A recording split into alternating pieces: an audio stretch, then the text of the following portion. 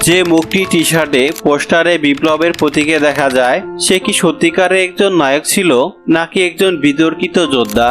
আজ আমরা জানবো এমন এক মানুষকে নিয়ে যাকে কেউ বলতো স্বাধীনতার প্রতীক, আবার কেউ বলতো কঠোর বিপ্লবী। তিনি হলেন চে গুয়েভারা। চে গুয়েভারা হিরো নাকি ভিলেন? বিশ্বের সবচেয়ে বিতর্কিত বিপ্লবীর আসল গল্প। একজন ডাক্তার যে বন্দুক হাতে নিল, একজন মানুষ যার ছবি কোটি মানুষের ঘরে ঝুলে আছে। কিন্তু প্রশ্ন হলো, সে কি সত্যি স্বাধীনতার যোদ্ধা ছিল নাকি ইতিহাস তাকে ভুলভাবে নায়ক বানিয়েছে? একজন মানুষ যে দারিদ্র দেখে বদলে গেল, সরকার উল্টে দিল, যুদ্ধ করলো আর শেষ পর্যন্ত গুলিতে মারা গেল, কিন্তু মৃত্যুর পর সে হয়ে উঠল বিদ্রোহের প্রতীক। আজকের ভিডিওতে আমরা জানবো কে ছিলেন চে গুয়েভারা, কেন তাকে মানুষ ভালোবাসে আর কেন অনেক মানুষ তাকে ভয়ঙ্কর বলে মনে করে। একজন মেডিকেল ছাত্র থেকে বিপ্লবী, 1928 সালে রোসারিও আর্জেন্টিনায় জন্ম নেন আলেস্তো গুয়েভারা দে লা সেরনা, যাকে পরে পৃথিবী চিনেছে গুয়েভারা নামে। তিনি মধ্যবিত্ত পরিবারে বড় হন এবং ডাক্তারি পড়াশোনা করেছিলেন, কিন্তু সবকিছু বদলে যায় একটি যাত্রায়।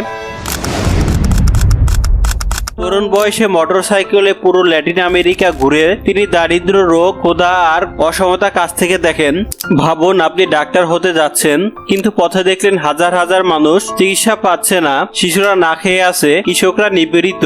এই ভ্রমণই চেয়ের চিন্তাধারা বদলে দেয়। তিনি বিশ্বাস করতে শুরু করেন শুধু চিকিৎসা দিয়ে নয়, পুরো সমাজ বদলাতে হবে। আর সেদিনই পরিবর্তন আসবে বিপ্লব থেকে। মেক্সিকোতে গিয়ে চের পরিচয় হয় ফিডেল কাস্ট্রো ও রাউল কাস্ট্রোর সাথে। তখন কিউবাতে ক্ষমতায় ছিলেন স্বৈরশাসক ফুলজেন্সিও বাতিস্তা। চে যোগ দিলেন ক্যাস্ট্রোয়ের বিপ্লবী দলে। একজন ডাক্তার হয়েও তিনি বন্দুক চালানো শিখলেন, জঙ্গলে যুদ্ধ করলেন আর ধীরে ধীরে হয়ে উঠলেন অন্যতম প্রধান গেরিলা কমান্ডার। 1959 সালে বিপ্লব সফল হয়, ব্রিটিশ সরকার পড়ে যায়, কাস্ট্রো ক্ষমতায় আসে আর চে হয়ে ওঠে নতুন সরকারের অন্যতম শক্তিশালী মুখ। এখন আসে সবচেয়ে বিতর্কিত অংশ।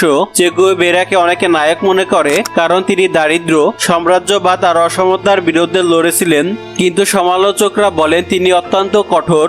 বিপ্লবের পর কিছু বন্দীর মৃত্যুদণ্ড কার্যকরে তার ভূমিকা নিয়ে ব্যাপক বিতর্ক আছে। সমর্থকেরা বলেন এগুলো যুদ্ধ অপরাধীদের বিচার, সমালোচকরা বলেন এটা ছিল রাজনৈতিক সহিংসতা। এই জায়গাতে চে নিয়ে মতভেদ সবচেয়ে বেশি। কারো কাছে তিনি জনগণের মুক্তিদাতা, আবার কারো কাছে নির্দয় বিপ্লবী, ক্ষমতা ছেড়ে আবার যুদ্ধ। মজার ব্যাপার হলো ক্ষমতা, টাকা, মন্ত্রীর পদ এসব চেয়ের কাছে গুরুত্বপূর্ণ ছিল না। তিনি বিশ্বাস করতেন শুধু কিউবা নয়, পুরো বিশ্বে বিপ্লব দরকার। তাই তিনি সরকার ছেড়ে প্রথমে আফ্রিকায়, পরে বলিভিয়াতে যান নতুন বিপ্লব শুরু করতে। কিন্তু বাস্তবতা ছিল কঠিন, স্থানীয় সমর্থন কম ছিল, পরিকল্পনা ভেঙে পড়ে আর এক সময় তিনি ধরা পড়ে যান।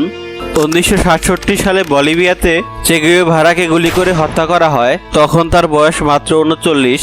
কিন্তু এখানেই গল্প শেষ হয়নি। তার মৃত্যুর পর চে গুয়েভারা হয়ে ওঠেন বিদ্রোহ, বিপ্লব আর প্রতিরোধের বৈশ্বিক প্রতীক। আজও তার ছবি টি শার্টে, পোস্টারে, বিশ্ববিদ্যালয়ের দেয়ালে সব জায়গায় দেখা যায়।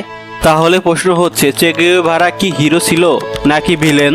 এর উত্তর সহজ নয়। যদি আপনি তাকে দেখেন দারিদ্র্যের বিরুদ্ধে লড়াই করা একজন বিপ্লবী হিসাবে, তাহলে তিনি একজন হিরো।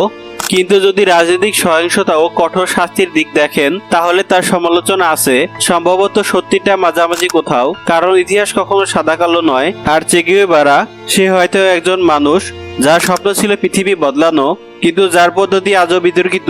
আপনার মতে চে গুয়েভারা হিরো নাকি ভিলেন? কমেন্টে লিখুন। যদি ইতিহাসের এই হারানো অধ্যায়গুলো ভালো লেগে থাকে, তাহলে ভিডিওটি লাইক করুন, শেয়ার করুন আর সাবস্ক্রাইব করুন ইমতিয়াজ মিষ্টি ওয়ার্ল্ড, যেখানে ইতিহাস কথা বলে সময়ের গল্পে।